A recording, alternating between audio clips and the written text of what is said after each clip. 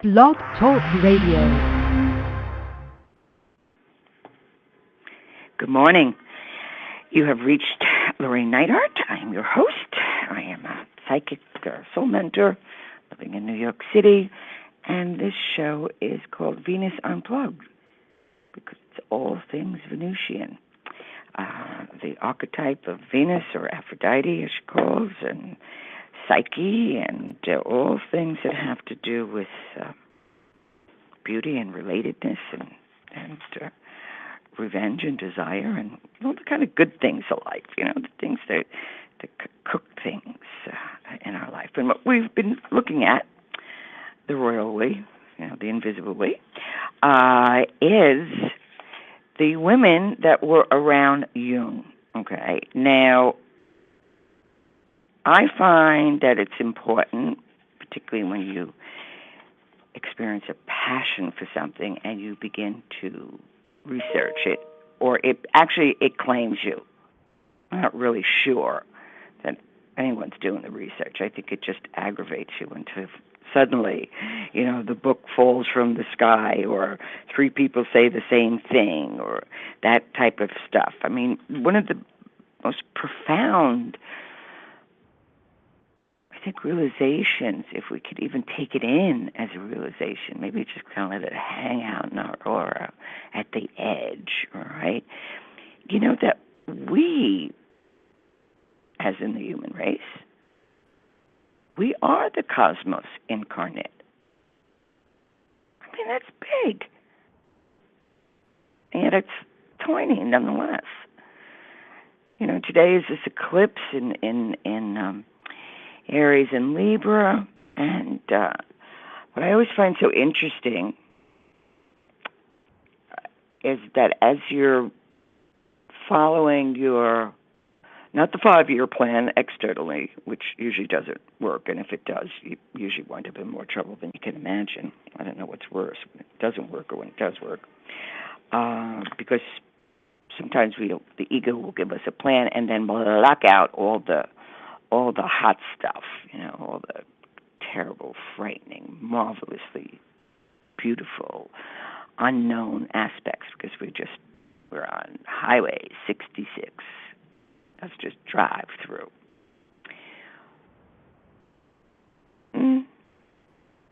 At some point, you're going to have a crash because you need to look for meaning. So you get to the destination, and you don't know what the meaning is.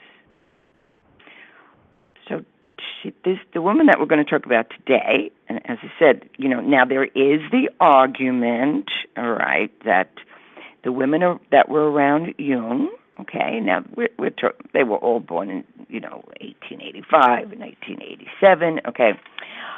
So they were, of course, part of a European Swiss culture of the patriarch, and basically what they studied and what they became was a reflection of Jung.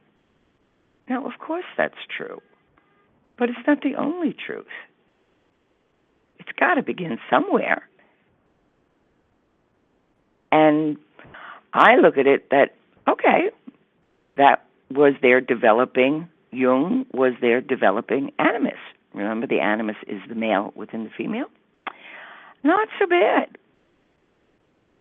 Beats Heathcliff or a demon lover as an animus figure. So, yes, there is that reflection, but it still began there. These women, just whatever their fate was, whatever drew them, and they each have a completely fascinating story, these kind of first-generation Jungians, and then the body of work that they created out of nothing. I mean, they had the myth. But it was a return to this language, okay, of the psyche. So this one astounding woman, her name was Linda Fritz David, and she was a very unusual woman. She was born in Basel in 1891, and she was the first woman in the city to allow, catch that, allow to go to university. And she studied German linguistics, and then she met her fellow student, Hans, her beloved Hans first, and she married him. And his studies were in chemistry. She has 4 kids. Then, it's World War I, and this woman was incredibly talented in singing and in music, and she would make up stories for her children and sing them and make up fairy tales. Now, she hadn't heard anything about Jung, right? And then, after the First World War, there was a flu epidemic in Europe, killing thousands of people.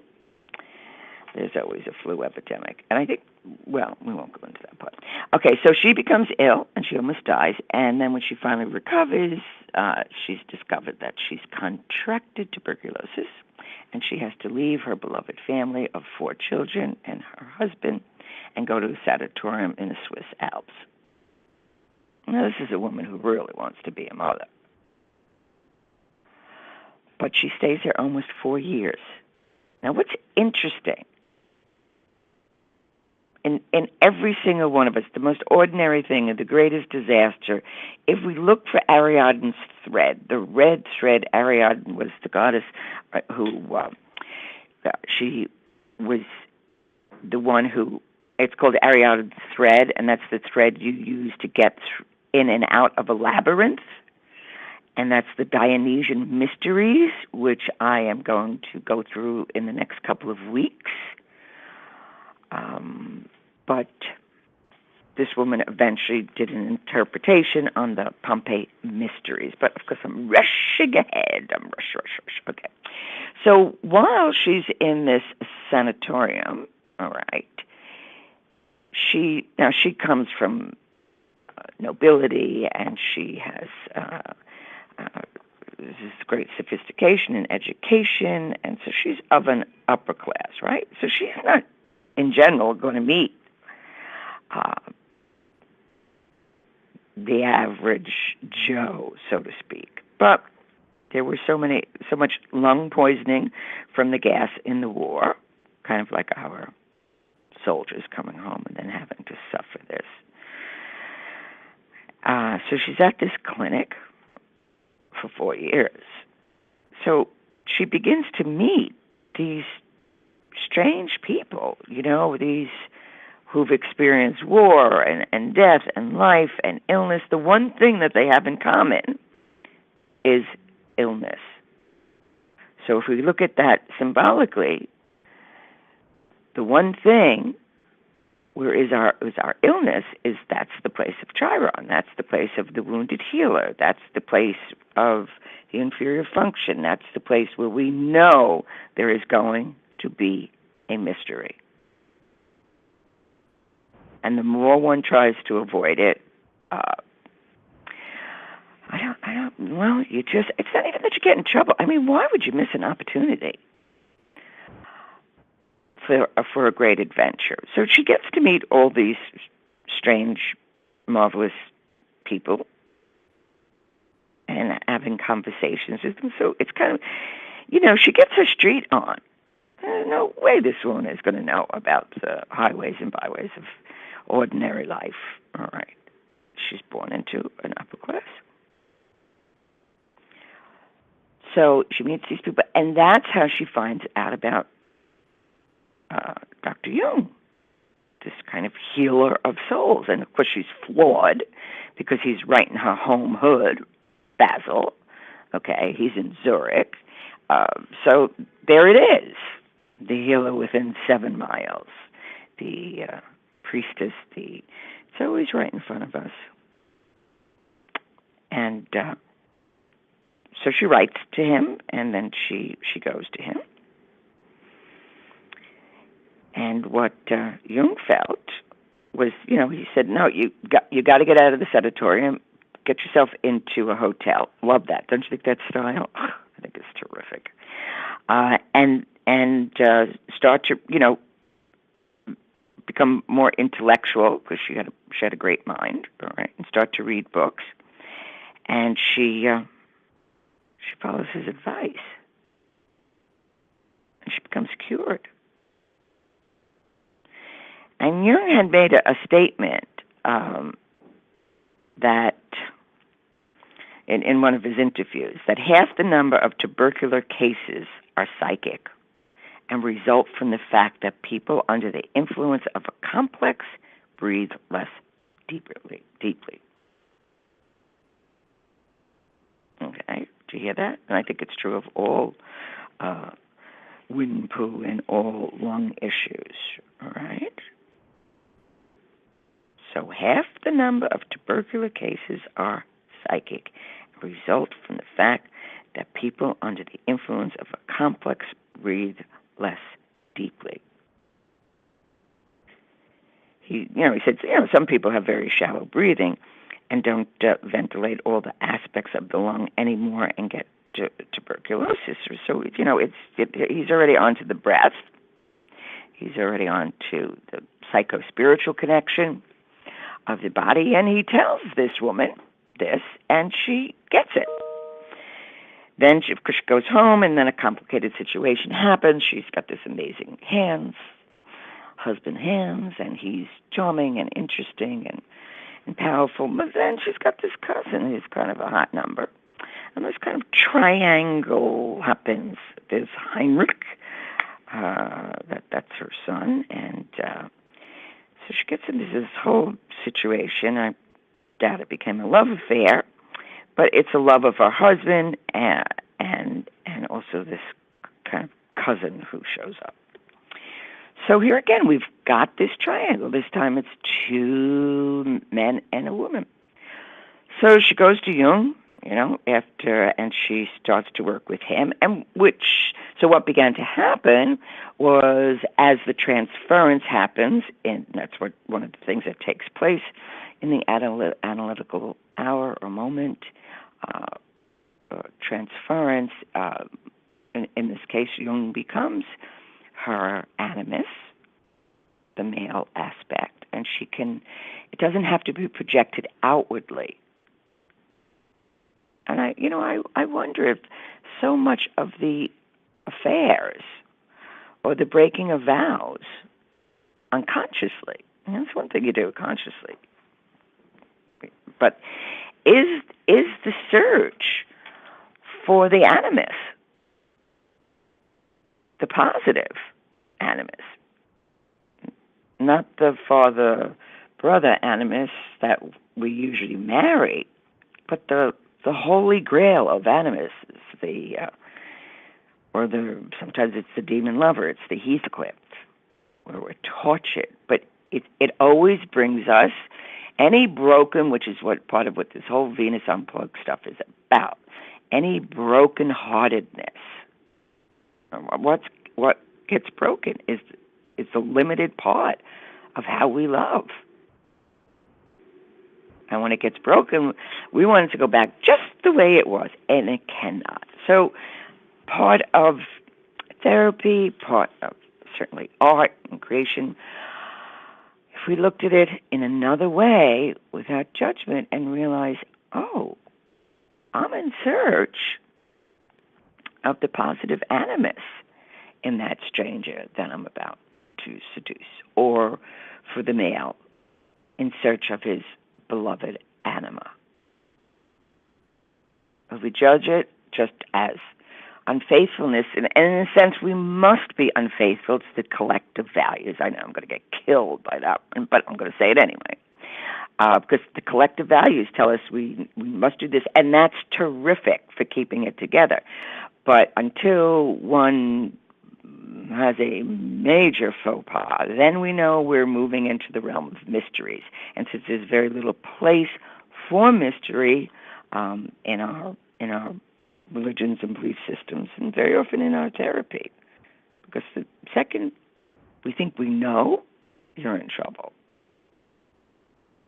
real trouble, because every day is brand new. So she makes her transference onto Jung, and he encourages her to write and to think and to be and to use her abilities. And he gives her an assignment to work on the women's Dionysian mysteries the villa of the mysteries in Pompeii. So those are the Dionysian, the god Dionysus, the god of ecstasy and death, all right? Which, for me, I find it so interesting because, I don't think we just suddenly die. Or death is this journey. Death is, in and of itself, is the end result. But we don't have a place for these mysteries to live. And so these mysteries of Pompeii are, on one level, it is kind of what the individuation process is about. What is the erotic ecstasies that go on? But death is also an erotic ecstasy. There is an ecstasy in death and dying, which is, of course, terrifying. And to the best of my knowledge, very few people have a place of initiation. Now, an initiation can take 20 years, is what I'm saying. Like, wow, we need to go through this again and again to be able to realize the connection between death and ecstasy, between rape and ravishment. Rape is the violation, okay? Ravishment is being able to receive the ecstasy and the beauty.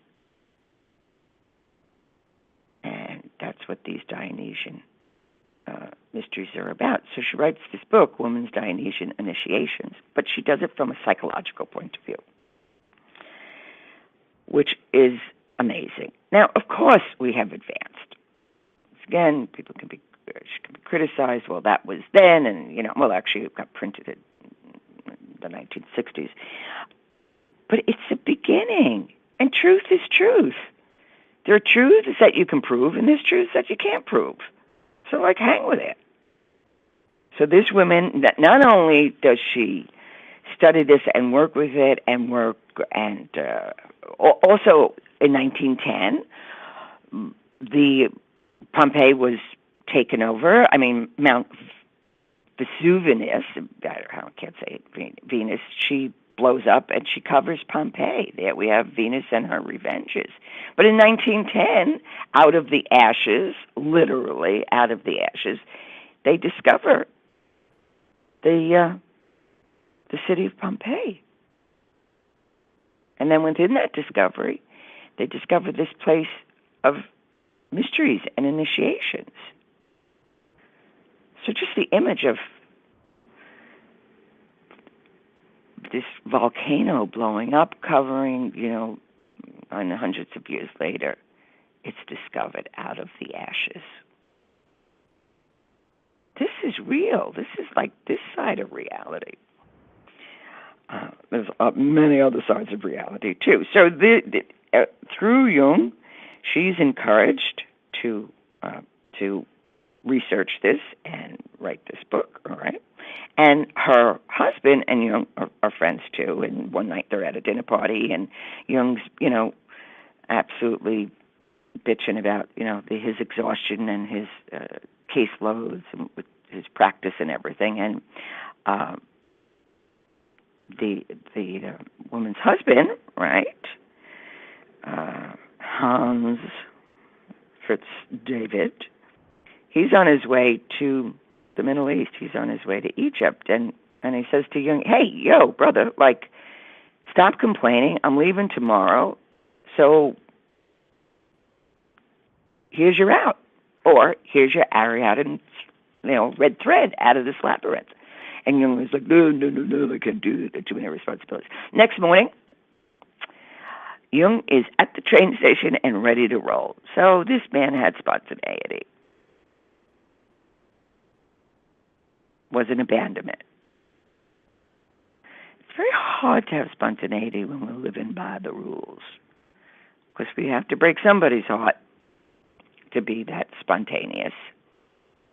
Unless it's somebody who really grooves on spontaneity and goes like, wow, that's threatens me, but wow, that also excites me. I never know what's going to be next, as long as it has a thread to it, not just like jumping out of a jack in the box.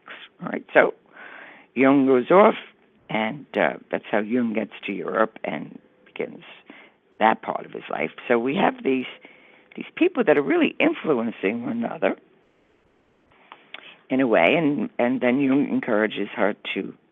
She also did the interpretation, a Renaissance interpretation of the dream of Polifilio, which is composed entirely of pictures and fine woodcuts. It's an amazing body of work. But let's stay with the Pompeii. So that's how she comes to the dreams and the work of these initiations. And it's not about the cultural facts. It's just about the psychological facts. And so this is a quote from her son. Okay. This is woman, dancing naked and free, then suffering and in tears, then mothering what is suffering, and then being an elegant woman of the world. And the whole thing inspired by a godlike animus. Perhaps a woman comes to herself by suffering. Conscious suffering, it's true, and I think it's one of the greatest problems that we have. Certainly, Venus and love will bring us suffering, but it's the suffering that brings awakening, because we want it to be such and such, or we want to fall in love, or we want to have that beloved, and but we don't want any change. We want it to be the same thing. So that's dangerous. And then love comes along. It's a fall, not an ascent. We fall in love, and there goes that. And we go into a Dionysian ecstasy, or a death-like trance if we fall for the demon lover, which is the negative animus. And this woman lived this, being ripped from her children, being, all of this. And then she builds a little in Zurich. She builds on her property, which is adjacent to Jung's Bollington property. As a matter of fact, I think he bought that property from them, the Wences. And she actually builds a little pavilion of the Pompeii Mysteries, which is that gorgeous red. As a matter of fact, I think there's a room in the Metropolitan, so anybody that's living in New York or go in and go experience, because the color red that they use, it's like that pomegranate red. There's nothing like it. I mean, that in and of itself will make you swoon. So she builds this little place on her property, which she would go and do rituals. So I think what I would like to do in the next couple of weeks is go through these different images, since we are making a descent into the underworld, and we all need a thread, and many things are dying, and we need to have that etiquette. You imagine facing death with a sense of ecstasy? I mean, I think that's worth suffering for. And what do we suffer? We suffer that we don't know. We suffer that we can't hold it. I mean, people are into dreams. I mean, we suffer if we don't remember our dream. I mean, when we're in the dream, it's like, oh my God, this is amazing, or this is terrifying, or whatever our response is. And then we wake up, and if we don't catch it, like Ariadne's thread, we don't get it. And it's interesting at this eclipse, it's like we all need this red thread to get in and out and around of the labyrinth of our lives. And certainly to consider, I know this is asking a lot, but to consider the erotic aspect of death.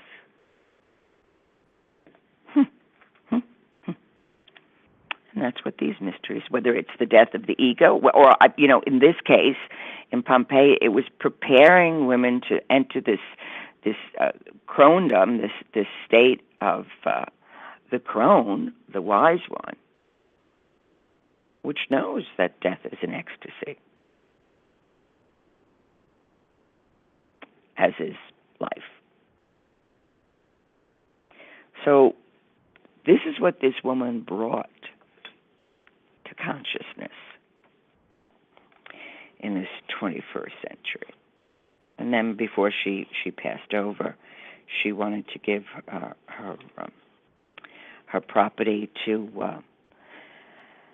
Maria von Franz and Barbara Hannon, and the family didn't agree with that. So they made a compromise that these two women, Maria von Franz and Barbara Hannon, could visit the property whenever the family wasn't there. So this woman really lived it. She wanted the women to have the property, the rights. So, and actually her son became a very, very fine Jungian. So on this property, this is where Linda had built a pavilion of her own villa of mysteries. And on the walls she painted mystic things, secret language, secret script. And then from time to time, she would go burn a candle in that pavilion. So create your own villa of mysteries. Get 4 pictures of different stages of development, or pictures of the villa of Pompeii, and put one on each wall. Hey, you're in.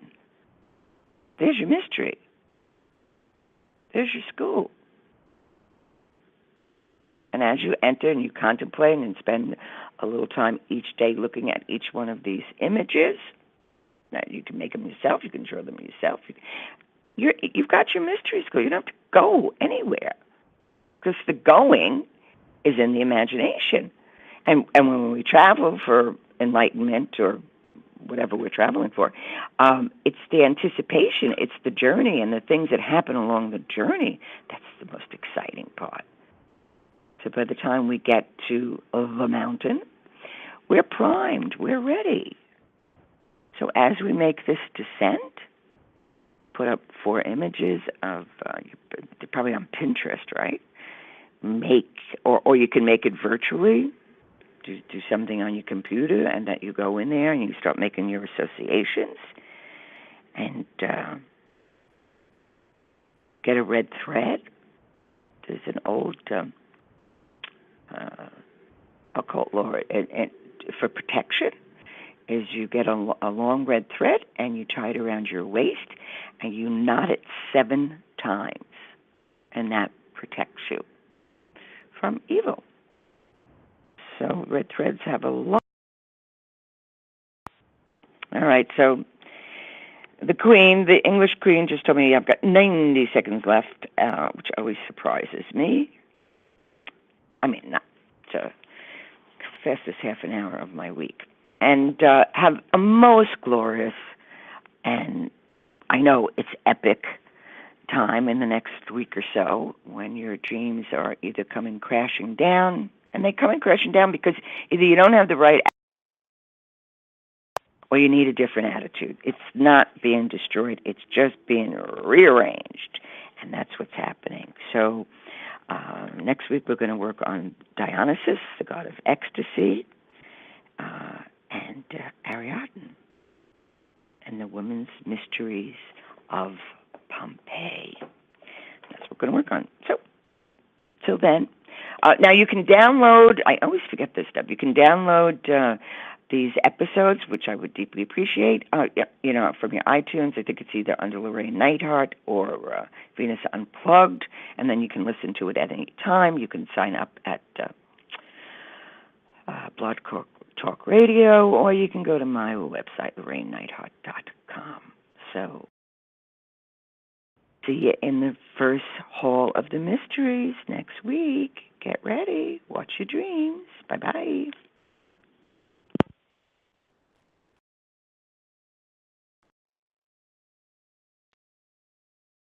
Progressive brings you Flowetry with Flow. When Flo flows, she flows in the know. My ruminates, the rates, shown them all, I heed the call. Seeing the rest, I choose the best. Sometimes it's ours, sometimes it's not. When the fox walks, is it called a fox trot? That's a real question. Compare Progressive Direct rates with competitors' rates. Visit Progressive.com. Progressive Casualty Insurance Company and affiliates. Comparison rates not available in all states or situations. Prices vary based on how you buy. This is very based on how you buy. This is very based on how you buy. This is very based on how you buy.